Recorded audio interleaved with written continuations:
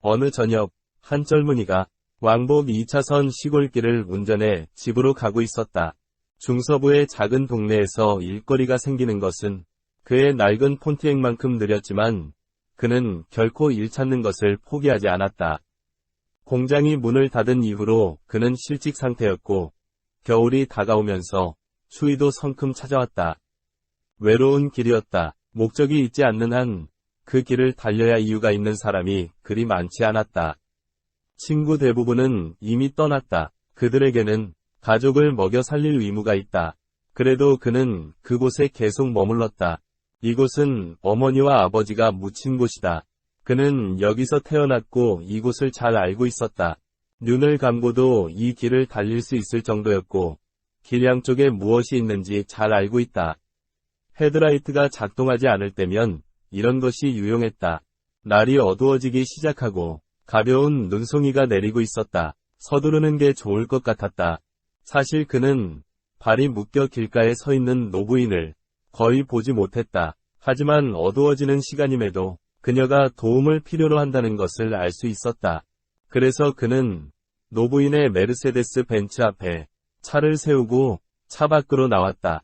그가 그녀에게 다가갔을 때 그의 폰티액은 여전히 삐걱거리고 있었다.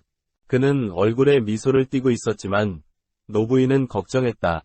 지난 1시간 동안 아무도 도와주려고 멈추지 않았다. 혹시 그가 그녀를 해치진 않을까? 그는 그다지 신뢰성이 있어 보이지 않았다. 또 가난하고 배고파 보였다. 젊은이는 노부인이 추위에 떨며 밖에 서 있는 것을 보았다. 그는 그녀가 어떻게 느끼는지 알고 있었다. 그것은 상대방에게 두려움이 있을 때 보여주는 쌀쌀함이었다. 그가 말했다. 아주머니, 전 도와주러 왔어요. 따뜻한 차 안에서 기다리는 게 어때요? 그건 그렇고 제 이름은 브라이언이에요. 차 고장은 타이어 펑크가 전부였지만 나이 많은 여성에게는 그것만으로도 벅찬 일이었다. 브라이언은 잭을 놓을 곳을 찾아 차 밑으로 기어들어가다가 한두 번 손가락 피부가 벗겨졌다. 곧 그는 타이어를 교체할 수 있었다. 하지만 몸은 더러워졌고 손도 다쳤다. 그가 러그 너트를 조이고 있을 때 그녀가 창문을 내리면서 말을 걸기 시작했다. 그녀는 세인트루이스에서 왔다는 것과 그곳은 그냥 지나치는 길이었다는 이야기를 했다. 노부인은 자신을 도와준 그에게 어떻게 감사를 해야 할지 몰랐다. 브라이언은 차 트렁크를 닫으면서 미소를 지었다. 그녀는 그에게 사례금으로 얼마를 지불해야 좋을지 물었다. 얼마를 주어도 괜찮을 것 같았다.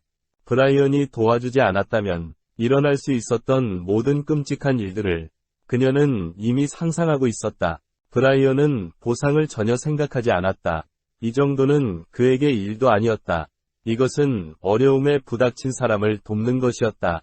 과거에 그에게 도움을 준 사람이 많았음을 하나님은 알고 계셨다. 그는 평생 그런 식으로 살아왔고 다른 방식으로 행동할 생각은 전혀 없었다.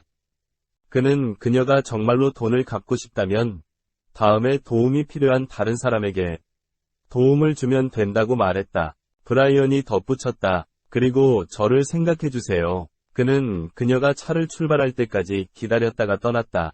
춥고 우울한 하루였지만 집을 향해 황혼 속으로 사라지면서 그는 기분이 좋았다. 길을 따라 수마일을 달리다가 노부인은 작은 카페를 보았다. 그녀는 식사를 위해 안으로 들어갔다. 집으로 가기 전 마지막으로 냉기를 좀 빼고 싶었다. 그곳은 지저분한 식당이었다. 밖에는 낡은 주유 펌프 2개가 있었다. 그 장면 전체가 그녀에게는 낯설었다. 금전 등록기는 마치 실직 배우의 전화기 같아 별로 울리지 않았다.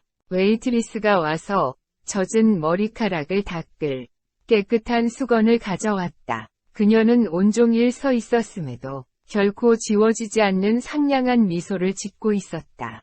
노부인은 웨이트리스가 임신 8개월에 가깝다는 것과 그럼에도 긴장감과 통증이 결코 그녀의 태도를 바꾸지 않고 있다는 것을 알아챘다. 어떻게 그렇게 적게 가진 사람이 낯선 사람에게 그렇게 베풀 수 있는지 그녀는 궁금했다.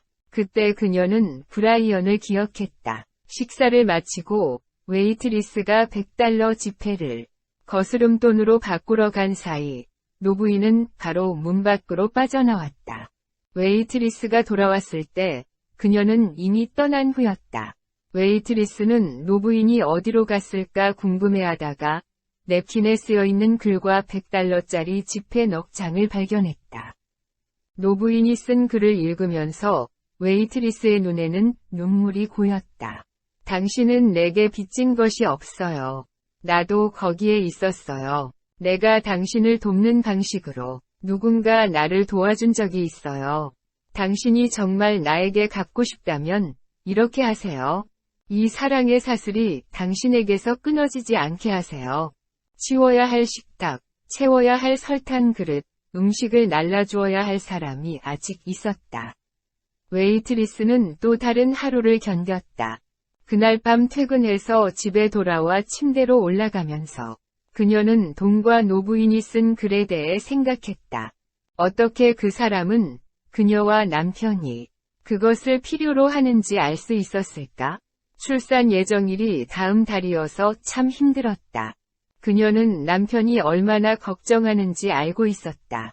남편의 옆에서 자면서 그녀는 부드러운 키스를 그에게 하고는 부드럽고 낮게 속삭였다. 모든 게 잘 될 거야. 브라이언, 사랑해. 원제, 친절, 저자 미상. 영상을 끝까지 시청해주셔서 감사합니다. 채널 구독을 부탁드립니다. 다른 영상도 보고 싶으시면 유튜브 검색란에 짬 쉼터를 치시면 됩니다.